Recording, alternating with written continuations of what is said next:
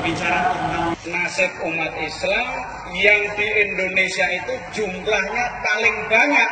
Tapi hari ini kita bicara tentang nasib kita. Ini ada sesuatu yang luar biasa Bapak sekalian. Saya ingin pada kesempatan hari ini kita berintrospeksi. Kenapa umat Islam yang jumlahnya segitu banyak cuma seperti buih di laut, tidak menjadi kekuatan. Dua penyakit yang harus kita babat habis. Yang pertama, bahwa umat Islam itu nggak peduli tentang politik. Banyak umat Islam yang berpikir, yang memandang bahwa yang namanya politik itu kotor, politik itu jahat, politik itu keji, sehingga kita mengatakan bahwa kita nggak mau berpolitik. Padahal kekuasaan itu ditentukan oleh politik. Filipina itu dulu penduduknya itu mayoritas muslim, 95% itu muslim. Hari ini penduduknya muslim itu tinggal 10% dan akan terus berkurang.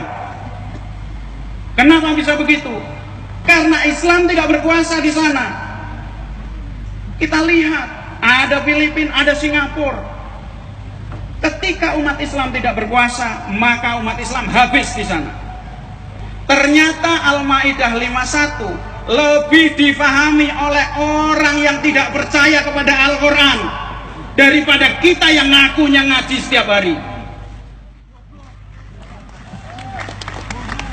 Mereka memahami bahayanya Al-Maidah 51 bagi agenda mereka untuk menguasai Indonesia.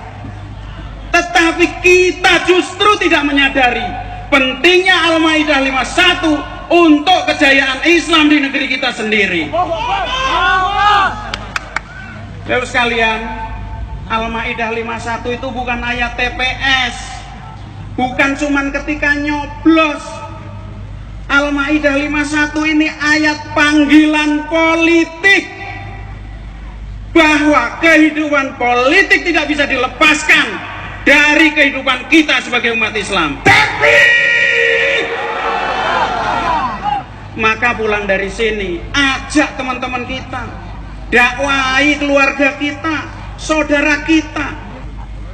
Panggilan politik adalah panggilan umat Islam semua. Saya berbicara Bapak sekalian, Habib, ini beberapa ini pengusaha-pengusaha IBF ini. Saya bilang, kalau jadi pengusaha muslim terus nggak peduli politik, saya bilang kalian ini muslim jahiliyah. Kenapa? Lah muslim nggak peduli nasib umat Islam, jahiliyah itu namanya. Dulu Rasulullah kayak apa kurang jahiliyahnya Mekah, beliau turun konsolidasi, maka terjadi Fathul Mekah. Ini yang harus kita lakukan. Inilah panggilan yang pertama. Yang kedua, penyakit yang kedua, umat Islam itu nggak peduli tentang ekonomi saudaranya sendiri. Bukan cuma umat Islam, bangsa Indonesia. Maka coba lihat baju yang kalian pakai, mungkin baju bikinan Cina, ya. Di kamar mandi semua dari Cina, dari Eropa. Sabun aja beli dari orang asing. Di Indonesia ini ada yang namanya air minum, 93% itu yang menguasai orang asing. Gitu. Kita nggak pernah peduli. Kita punya pesawat, belinya dari Cina juga. Bagaimana nggak miskin bangsa Indonesia? Bagaimana nggak miskin umat Islam? Padahal kekuatan ekonomi kita sendiri yang memegang. Gitu. Ini harus kita akhiri. Kalau kita mau bela Islam, maka beli produk-produk dari saudara kita sendiri. Maka mereka yang akan jadi kaya. Kalau kita ingin melihat Indonesia bangkit, maka beli produk-produk Indonesia. Bapak sekalian, Senok Hurgrohnya yang pulang dari Mekah, rumusnya itu cuma satu. Beliau mengatakan begini, kenapa Aceh tidak bisa dikuasai oleh Belanda? Karena orang Aceh hidup dengan Islam secara kafah.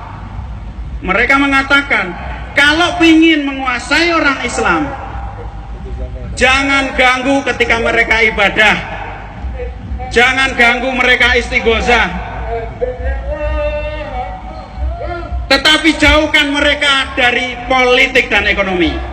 Baik sekalian, hari ini kita deklarasikan, beli Indonesia, beli Indonesia.